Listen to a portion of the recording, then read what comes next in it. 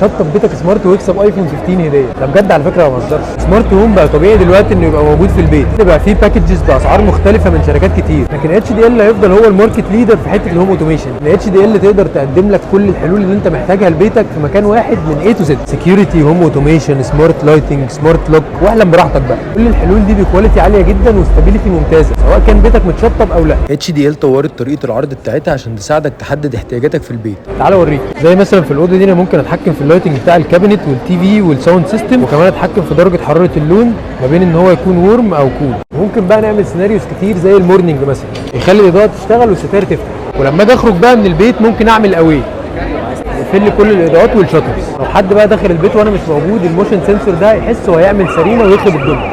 بالنسبه بقى لعرض الايفون على حسب الباكج اللي هتختارها هتاخد هديتها، كوفي ماشين او سمارت روبوت او ايفون 15. كل الحاجات دي بقى هتلاقوها عند اتش دي ال، والعروض دي هتلاقوها بس في ليبر شيك.